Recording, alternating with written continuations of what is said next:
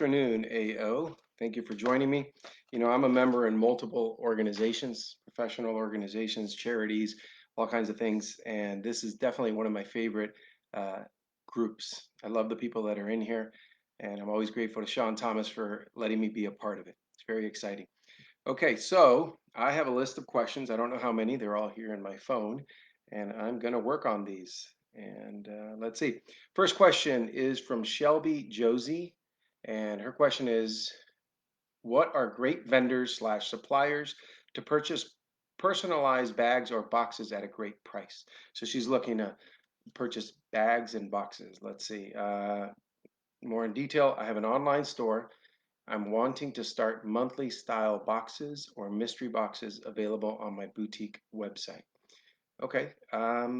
Shelby, we in my e-commerce businesses, we do mystery items and they've done very well. We kind of have used that to get rid of some things that may not sell on their own, but we do it real cheap and people get to get something new that they get to try on, and that seems to do very well. But specifically regarding boxes and bags, you know, there's a lot of companies you can search online. You can look on Alibaba depending on the volume that you want. But I've spoken to you before, Shelby, and feel free to send me an email. I'll put you in touch with somebody, whether it's somebody I've used or I can ask a few friends. I have friends that have subscription box businesses, and they'll order millions of boxes at a time, and I'm sure they can recommend someone. But again, you start small because I know you're starting out and you get what you can, and then you that's where you're at today, and then you get a better version of yourself the next time and the next time, so you're getting better quality, better pricing each time. But you got to start somewhere. But I'll help you with that if I can. Next question is from Roland Bernath, and the question is, for my online store, how do I figure out which products to offer? And here's the detail. Our family business is in the seasonal decor, home and garden decor business. I'm building our website, just started, and it's 7 to 8 orders so far in the first 2 to 3 weeks. The entire concept is to be a decor plaza, like a mall of decor. Thus, we have thousands of products online. I am aware I cannot market it all, but also in case I niche down too much, the rest of the products lose relevance. That's true. How do you properly market a web store that is not only focusing on one specific niche, but contains several niches, and the main aim would also emphasize our web store as the decor plaza that has everything decor related? Do I build it niche by niche? Thanks in advance. Well, Roland, that is a tough question because we can want to do whatever we envision. We have, as entrepreneurs, most of us are visionaries. We're not all implementers, but we could have this massive vision and the market has a completely different opinion. So I could tell you, yeah, go do this and go do that. But in the end, the market's going to tell you what you're good at and what you should go deeper into. And if you see that something's doing really well, keep doing more of that. You're going to evolve into a niche.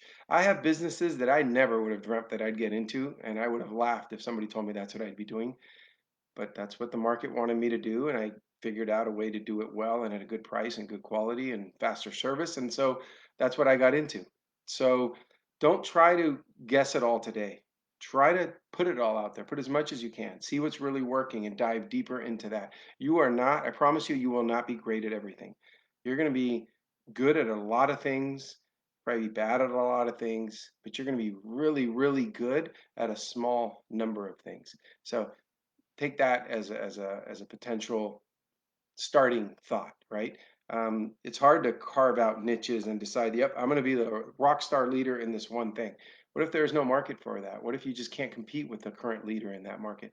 You can try and see what works and go little by little after that and keep digging deeper and turning over every rock to figure out what's under them and then go from there. Hope that helps. All right, next question is from Ben Contu. And the question is, how do I develop my leadership skills to learn how to create a vision for my team and grow my company? Ben, there's more to it, and I'm going to ask the rest of the question in a second. But that's a deep question. I like that. I'm all about mindset and I'm all about personal development. I'm going to ask that question. I'm going to read that question again, and then I'm going to read all the background that there is to it. But I really like this question. How do I develop my leadership skills to learn how to create a vision for my team and grow my company? I'm at the point with my business where I'm having a hard time scaling, and it seems I cannot go over either an amount of money per month or a number of projects per month. I had this when I had 5 employees and also when I had 1 employee. I find it difficult to delegate tasks, but not in the way that I don't trust other people to do it, but because I find it time consuming and I rather do it myself.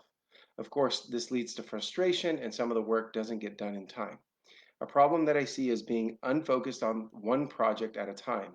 My focus now is on 3 projects slash businesses, and this might be the thing that keeps me at this level, which is one business. Oh, or one business is an advertising agency where I deal with 15 to 20 businesses a month. What's the best way to work to avoid being a one-man show, even if you have a team behind you? Ben, that's your choice, and you choose that through your actions. Something I tell my coaching clients often is, what would a leader in your industry do about this? How would they treat this? And guess what? You're probably going to know that answer better than anyone. So let's say that you you see that you get it. I mean, you're saying it right here. You're in your own way. And by the way, here's something interesting. The weakness of your business is usually the leader's strength, right? Because if you're a really good salesperson, it's all about you. You're going to do the selling and you're going to do the selling, and nobody can do it as good as you. And you tell them to step aside. You're going to do it. You're a one-man show, and you just said it, right? You're trying to fight that. The good thing is that you realize it and you want to make improvements on it. Here's my strategy. I don't need my employees to be me. We're all different. And if 2 of us are identical, then one of us is not needed, right? I want them to bring the skills that I don't have. I also believe that if someone is going to replace me, for example, in the day to day, I do not operate in the day to day of my business, and I've designed it that way, I've built it that way. So if somebody's going to do my job, then 80% of my ability, if they can do it to 80% of my ability, I'm happy with that. Look, you're the one who started this business. You're the most interested. You're the one who has the most to gain. You can't expect everybody to have your skill set, your drive, and your purpose in life. Otherwise, they'd go be your competitors, right? So you have to accept a little bit lower standard than you demand from yourself, because you're a special person. You're an entrepreneur. Look what you've gone and done. So if they can do 80% and you have 2 people doing 80% of what you can do, that's already better than you. That's 160% of your capacity. That's the way I look at it. And as far as spending time to train someone, that's not a waste of time. Sure, the first time it is, and the second time, and third time. But after they get it, after a few times, you're not doing it anymore. You don't even think about it. You forget about that. Now you just overview one time a month, you see the numbers, and you say, okay, look, we got to work on this. And you spend 20 minutes coaching them on it. But you're not repeating yourself over and over. That's the one thing that's the hardest for entrepreneurs to do. I've been through that. I was a one-man show for years. Then I hired my first employee, and magic happened. As soon as I hired my first person, my brain became free to focus on the big picture. I'm a visionary. I'm not a button pusher. I have ideas and I know how to get people to implement them. So once I was free from that minutia, the day to day, the stuff you don't want to let go, the moment you do, you're going to feel this huge weight taken off your back. You're pulling a big, heavy trailer like in those strongman competitions, and all that you have in that trailer is all that crap that you don't want to do, that sucks, but you don't want to stop and spend 30 minutes showing somebody. But when you do that, make the investment. You got to stop pulling the trailer for a second, stop, get back there and hand that off to somebody. And when you do, and you put it in good hands and you've hired good people, that's it. Next time you go pull the trailer, it's a little bit lighter. And you take off a little more, it's a little lighter. Pretty soon, guess what? You're not pulling the trailer. The trailer has a motor and it runs on its own. I hope that helps. All right. The next one is from my friend, Shelly Merrill. She's phenomenal. And she asks, what are things that I can do to increase my skills of delegation and time management as a leader of my company? I own a fire protection and safety company, currently having trouble in keeping up on all the tasks that need to get done. I would like to hear any of your time and task management secrets. Well, they're not secrets. We use in my businesses an Asana board, and that project management, it's a management of projects application, and it's phenomenal. It does require a good project manager to be over it. So whatever employee that can be, and Shelly, I don't want it to be you. That's a lot of work. That you will keep you focused on the little things and being in the weeds. I'd rather you focus on the big picture and have a meeting with that project manager who can tell you how things are moving along. But it's one nice visual dashboard. It shows you that this project is going on. What are the functions that have to be done under it? Who's responsible for it? It's all at a glance. You can pull it up on your phone, you can pull it up on your computer from anywhere in the world, and you see everything there. You can set timelines when things have to be executed. task responsibilities. When someone checks off that they did this, it could send it to someone else to get it done. So Asana is a great project management tool. And there's a lot of them out there. So whatever you find that works for you, you can play with them, and they're not very expensive at all. And another thing about time management, that's a big one for me. I don't, I have a thing with time. It's my most valuable resources. I've made and sold millions and millions of dollars in my life, and but that's not the most valuable thing to me. It's my time. That's number one. So managing your time, to me, time goes down to seconds. I know I may sound crazy, but it's not about wasting years or months or days. It's about wasting seconds. If I notice that I'm repeating myself, if I notice that wait a minute, I already handled this paper, and then part of my process is that I have to have someone sign it, and then someone has to come over here and file it, then I have to pull it. We all touched it. And if you've seen me before, I always talk about Ohio. Only handle it once. You only do things one time. You only touch things one time, then they move on. And don't have other people touch the same paperwork unless it's a signature that needs to be verified for a check and you need a second person to look at it. That's okay. But don't waste time in any aspect of your life. And if that means, wasting time watching the news and getting depressed about all the bad news that's out there, don't waste time like that. Don't waste time in any way. And the way I manage my time is through my Google Calendar. It's free. It's included in Google, which is free. And I put everything there. I know what I have to do tonight at 7 p.m.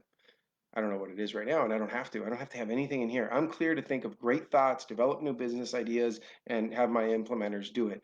I just have to have a phone, a computer. This can fall and break. I can get on anybody else's phone and log in if I ever needed to. I can grab a laptop, a computer. You can be anywhere in the world and you can check your calendar. And I really like it. It's built in with reminders and things that I can manage what I have to do.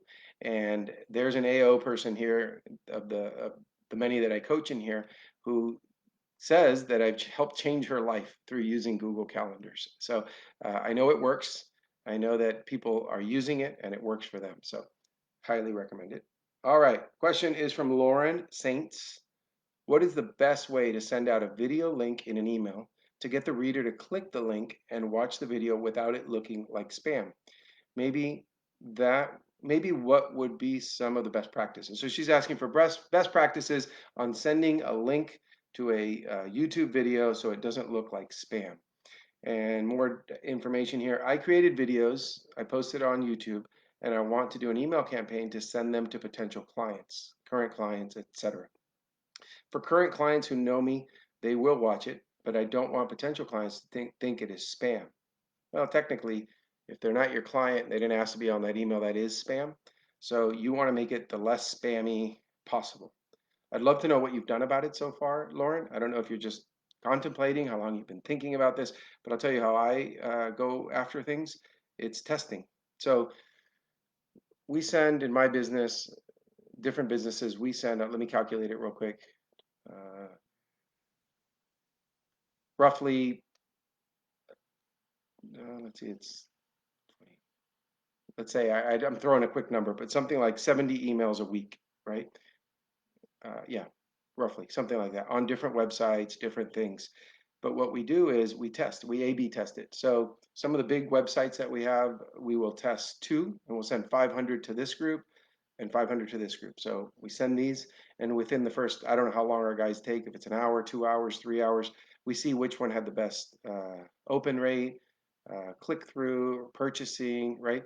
So whatever had the best one, we take that format and that's the email we blast to the entire database 100,000, 150,000, however many are on that list. That's how we do it. So we do a small A/B test and figure out what's best. If you have MailChimp or Klaviyo or Constant Contact or any of these, you should be able to see the unsubscribe rate, and you should be able to see, well, look, 10% of these unknown people unsubscribed. That's a bad sign. We don't want to do more of that. If you do that, you could get kicked off of Constant Contact or MailChimp. They could accuse you of using their database to filter out yours, and you're not allowed to do that. You can get easily blacklisted, I mean, from that. So be very careful with that. Uh, do small tests, provide value on your uh, link to YouTube. By the way, I have some personal experience with this. I send a quarterly email for my coaching business, and I put a link to a YouTube video usually. So I just try to provide value. It's not there to sell you anything. It's ideas it's thoughts that I've had on the YouTube video that I share. So I think we live in an age where nobody wants to be sold. This is not late night infomercial TVs from the 1980s and 90s. This is provide value and tell people why they should click on it. You know, if you're in a specific niche, I don't know that you said what it is in. No. So just provide interest. Right? Why would you want to click on that? I hope you're providing value and these links are not to sell them stuff. All right. Erica Wilkinson, what are your views on having a small business that is going to fund what you really want to do? So you're running a small business for now for money because you want to fund something that you eventually want to do. So I own a cleaning company, but this isn't something I want to do forever. I want to get my real estate license and buy investment properties that my cleaning slash property management company manages. I want to open real estate offices in large areas, Las Vegas, Nashville, Miami, etc. Okay, big vision, Erica. I like it. So you're going from owning a cleaning business and you want to become a real estate agent. For starters, I would go get that real estate license right now because that's going to start getting you thinking differently. And sure, you're going to have to pay your dues to the MLS if you want to keep your license active. I've had an active real estate license for years. I love it. I don't operate as a realtor at all. I have no interest in doing that. I'm not going house hunting with anybody, but I have bought my own investment properties and I get to save a lot of money doing that.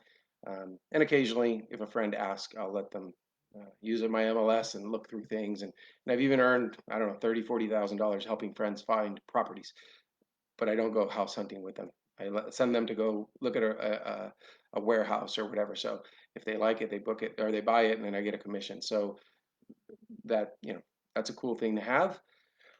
Okay, so I like that you have a vision. You're doing this today, but that's not your ultimate goal. Your ultimate goal is to do something bigger. Fantastic. I did that for many years. I had full-time jobs that I absolutely hated. In my early 20s, I don't know if this exists anymore. I don't think so.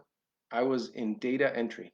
Talk about, I just want to poke my eyes out with a stick every day when I went to work.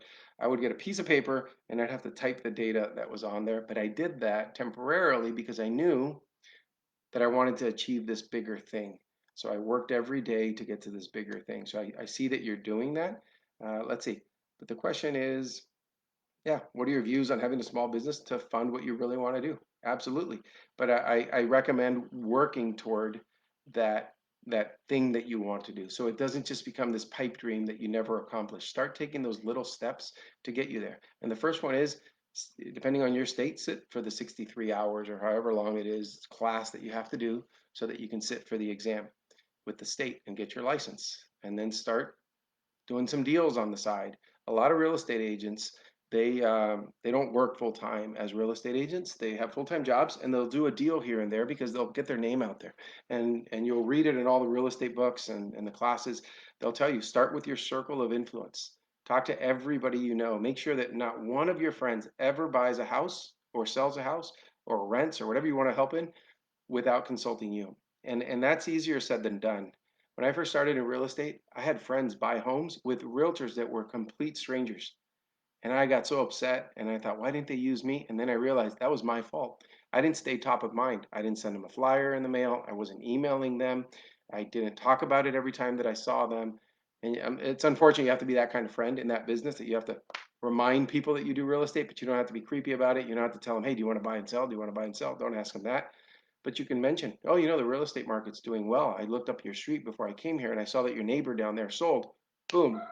Then you are that person. They're going to think, oh, yeah, Erica is the realtor. Yeah, Erica's a realtor. That's right. And every time you post on social media, you put things about housing. You don't have to have sold all these houses. You can say, look at this neighborhood that I found. Prices are up 20%. Or what a great time to buy. Prices are down 20%. Whatever it is, you can work on that, right? And the best thing always is to find people that are doing what you want to do and connect with them, and you're going to learn from them. All right, Yolindi de Govea. That's a tough last name, Yolindi, and I know we've talked. She's a great person. Her question is, would you suggest a gradual increase in prices or a one-time price increase across the board and let things settle? So Yolindi has a custom high-quality throw pillow and insert business. She makes beautiful products. I've seen them online many times. And she goes on to say, I've always had a hard time pricing my products and services correctly. I've researched online formulas on pricing and looked at other retailers. However, I know my prices need to be higher. My customers get an excellent product and customer service, so I know my product can stand by a higher ticket price. I feel that a higher price will reflect a quality product better and in turn produce a better customer and better business return or return on business. Absolutely, I agree. So this is something that a lot of entrepreneurs struggle with. So a lot of you, I'm not just answering Yolindi's question here. This goes to everybody. A lot of us underprice ourselves and we think that's the only way. We've just got to beat the market on price. Now, if you're selling on Amazon, unfortunately, you're fighting for that buy box and everybody's dropping the price a penny. If you're selling a commodity, right? If you're selling carbon or diamonds or whatever, it's a commodity and you've just got to beat on price wherever you can, unless you have some big name behind you. Well, I've struggled with this personally. And years ago, I filled out a form. I did a calculation, which shows you put your P&L numbers in there, right? So you show here's your sales, here's your cost of goods sold, here's your operating cost, your employees, your rent, here's everything. And then what happens in that Excel formula, Excel spreadsheet, if I play with it and I increase my pricing, right? My sales, I put sales up 5%. What would happen to the bottom line? And it's amazing. Yeah, sure. Cost of goods sold, that'll probably stay the same. Um, what else? So gross profit goes up. Your rent doesn't go up. Your employee cost doesn't go up. So what does that do? The bottom line, it all floats to the bottom line. It's amazing. Same type of formulas that I've used with myself and with clients for accounts receivable. What if you can make your accounts receivable pay 2 days earlier? And accounts payable, what if you can push those back a week? What does that do to cash flow? Major impacts. So I've done these experiments on pricing. We have done one time we did a 5% across the board pricing increase on one of our brands. It was our best selling brand in apparel. And we did a 5% increase. And out of thousands of pieces that we sell a month in that brand, we had one complaint from a customer saying, hey, I noticed your prices went up. But they went up 5%, big deal. So we told them, here's a 25% off for your next purchase. And that customer went away happy. And then forgot that the prices were now 5% higher. He didn't care because he was so happy with the discount code that we gave him. So guess what happened after that 5% increase success that we had? So we waited a month or two and we raised all of our pricing. We redid our pricing formula to raise another 5% on our entire business, all products offered, whether they're brands that we own and manufacture ourselves or they're outside brands like Calvin Klein, Diesel, whatever, we raised those 5% as well. Hardly any complaints, not enough to make us back down. That was a few years ago, and we haven't been increasing prices in years, but just, I want to say it was a month ago or so in our business, we did a significant price increase again. The way we do it is we take our cost on our own production of the brands that we own, and we were multiplying by 5.5, and that would be our full retail price. We've just recently, like I said, we increased it to 5.8. So if we're making something for $3 and we were selling it for whatever that comes out to be, $17 or so. Now we get that additional bump up. Instead of 5.5, we multiply by 5.8. With third-party brands that we don't control, like Calvin Klein and others that we buy and resell, we won't have that margin, obviously. That's why it's so important to have your own brand, which Yolindi, in your case, these are your own designs and your own work. So I think you have a lot more control. If you have a quality product, I really believe this. Once people make the purchase, they forgot about the price. All they're going to remember is if they like the product and the quality. And I'm saying that as a very bad consumer. I don't buy many things. I'm kind of a minimalist. But when I do buy something and I like it, I completely forget about the price. That doesn't matter to me. So if you really believe that you have a great product, I think you should bump it up to what you think you can get. You might get a lot of complaints. You'll see if sales, and the complaints aren't what matters. What matters is the sales. If the sales stay the same, even if they drop a little bit per units, so if you normally sell 1,000 pieces a month and now you went to 950 a month, you might say, oh, I lost production, I lost sales of 50 pieces. But if your price increase was high enough, you might actually be making more money with 950 pieces sold a month than 1,000 pieces sold a month. Hope that helps. All right. Excuse me while I take a sip. All right, this is from Tim Schiffer. What is the best way to find US-based clothing and accessory manufacturers? Those are a dying breed. There aren't too many US-based manufacturers for clothing, but I did visit one last week. A company name, I won't say the name, but I coached their CEO. They're in major department stores, and they've really grown a wonderful business. And I was at their factory last week. The only thing is, they have maybe 20 people manufacturing in the US, and that's a very small portion. The majority of it comes from China, and they do the quick things, the small things that they need done instantly on hand. Or if it's cheaper to finish a product in the US, they might finish it here. But full production, about 20 minutes from where I live here in South Florida, near Fort Lauderdale, Miami, there's a city called Hialeah that in the 70s or 60s, 70s, 80s was a mecca for manufacturing for clothing. But that's all gone to Haiti, Dominican Republic, China, Colombia. It's just so expensive to manufacture in the US. But let's go on and see the rest of Tim's question. I have an e-commerce retail business where we store inventory that we sell on the website, aka we do not drop ship. So Tim is inventorying everything that he buys. Because we only sell other people's brands, we are hamstrung on margins, right? So he's buying it for 10, he could probably sell it for 20, but you can't buy it for 10 and sell it for 50. It's not your brand. There's not enough margin there. I'm looking to build a house brand for my retail store and would like to research custom hats.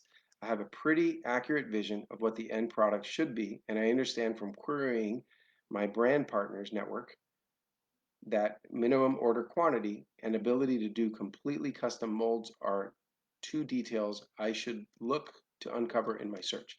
Definitely not looking for Sanmar types or screen printers. Thank you, Sean, and all the other members. Let's see. Only thing I did is okay. So there was someone kind of answered the question. We share a Google Doc here with the questions and answers. That's a tough one. Um, I guess my suggestion, Tim, and I'm going to spend a minute afterwards giving some thoughts that I have, and on the connections that you make and the people around you and how that can help. This is a good start, Tim. Just you asking here. Um, there are people who know people who work with factories, so so the more you can build that how do I say that circle around you and the people that you know, the more conversations can be had. And the more you tell people, hey, here's what I'm looking to do. If you ever hear of anyone, I'm looking for this.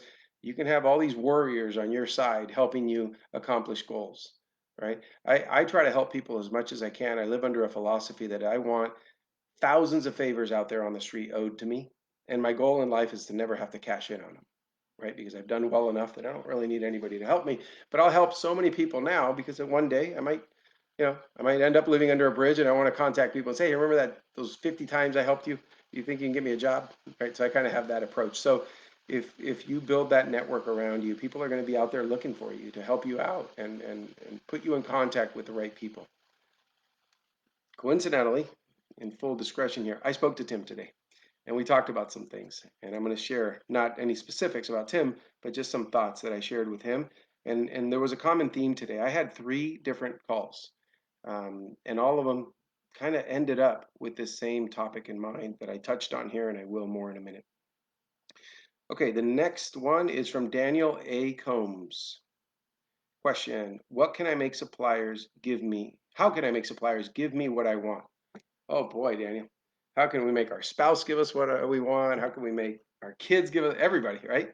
Good question. So let's see the details here. I drop ship on eBay from Sam's Club. Okay, so it sounds like retail arbitrage. You're buying from Sam's Club and selling on eBay. And I have been having issues with them lately. They are not shipping on time. They shipped with incomplete parts, shipping the wrong items. And when I call over the phone, I take too many no's for an answer. I let them tell me whatever they want, and I don't act up because I think that there is really nothing to do and that what they said, it's policy. But my business partner calls and it's a different story. They just gave him a $130 gift card because an item was damaged and the replacement part was coming in 3 weeks. That is just one example. What am I doing wrong? Am I being too nice? Am I a pushover? How can I be better at it? Daniel, I respect your hustle and the fact that you're doing, it sounds like possibly retail arbitrage. You're buying stuff from Sam's Club and selling it on eBay. I love that hustle. But when you have complications in that business, to me, that's a good thing because it's going to evolve you to the next thing.